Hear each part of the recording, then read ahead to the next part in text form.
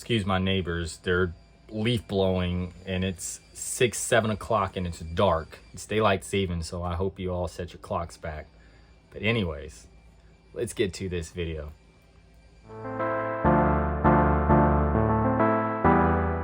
What's going on YouTube? So today's video is going to be a little bit different than my usual content. No conspiracy theories, no spiritual ascension. It's about a ghost story.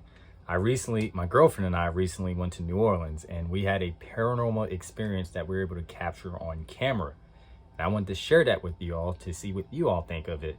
So one thing about New Orleans, it is one of those cities that you're instantly drawn in.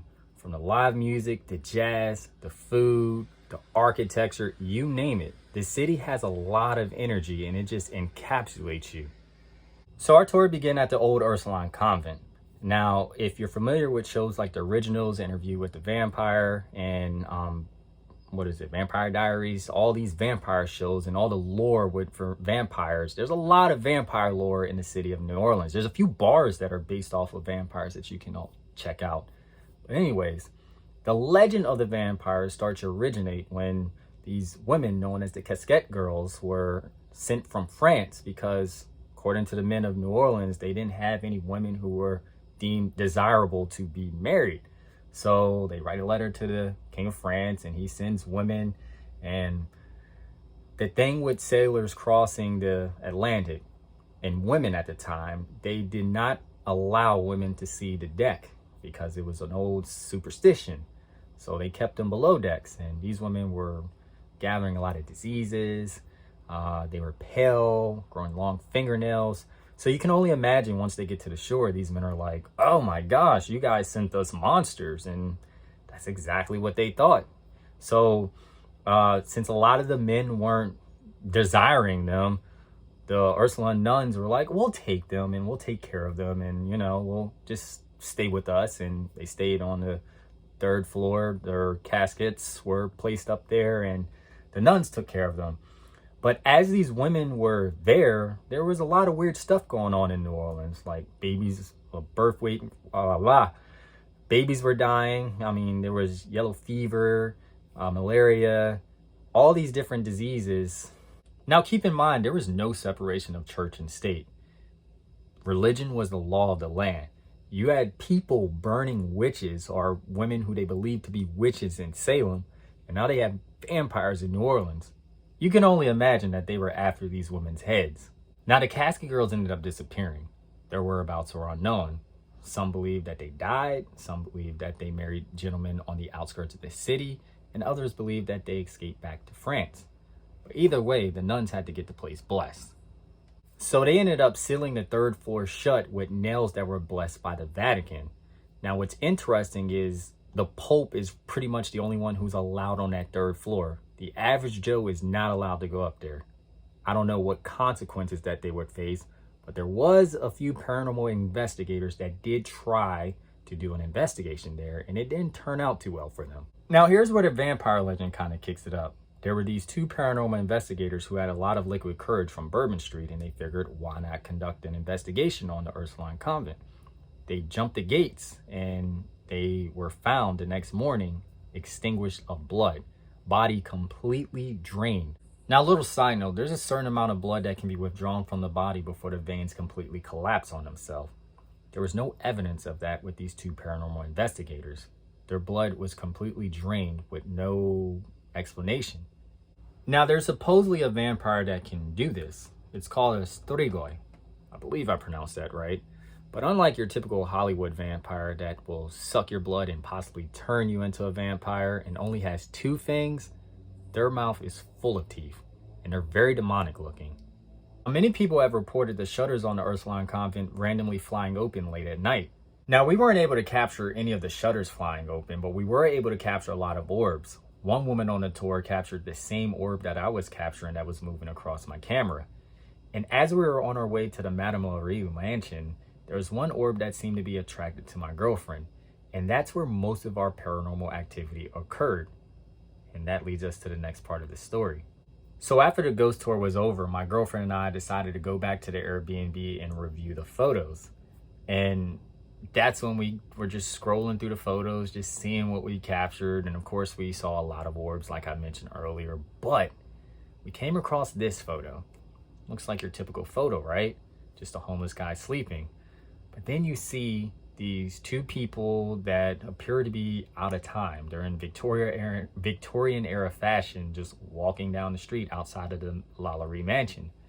And a lot of locals say that they completely avoid this particular part of the city because the energy is that tense. We decided to go back around 2 in the morning. Don't ask why. I mean, I'm black. I should know better than to be doing this type of stuff. But, you know, curiosity got the best of us. So we go back at 2 in the morning and we just take a lot of photos. And that's when there was this photo. There's this figure apparition playing in my girlfriend's hair. Now, if you're familiar with the backstory to Dauphine LaLaurie and her slaves, then that photo will make a lot more sense. Madame LaLaurie was known as the savage mistress of New Orleans. She was notorious for torturing her slaves. Her husband was a doctor. He would experiment with the slaves in the attic. Some of the experiments went as far as drilling holes in their head, gender reassignment with no anesthesia. One woman was known to have her bones reset and resemble a crab. One woman had human intestine wrapped around her. But what's really sick is she would have their fecal matter placed in her mouth and her mouth sewn shut. Pretty disgusting woman. Now, no one would have ever known she was torturing her slaves until one woman, well, a younger slave, was combing Madame LaLaurie's hair. And she combed too hard and it pissed her off. Madame LaLaurie chased her around her balcony until the girl fell over and died. Now, that's the apparition that I believe that is playing in my girlfriend's hair in that photo that I just showed you previously. After this got a lot of attention to her and she ended up losing a few of her slaves. But she was a very narcissistic, wealthy woman and she wanted to flex her money. So she ends up buying the slaves back, which piqued even more curiosity to the people. Eventually, everything that happens in the dark comes to light. And that's exactly what happened after a fire. One of the slaves was chained up to Madame LaLaurie's stove, and she intentionally caused the fire as a suicide attempt. When the fire investigators got there, they said, "Ma'am, do you know that arson is punishable by death?" The slave replied, "I'd rather die than go up in Madame LaLaurie's attic," because she knew that slaves that went up there never came back.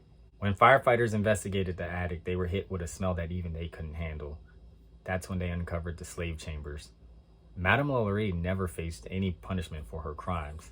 This woman was a murderer and got away with it. Now, when my girlfriend's hair was being played with, she didn't feel any negative energy from whatever was touching her. It was more along the lines of she was processing, is this really happening? And I captured it.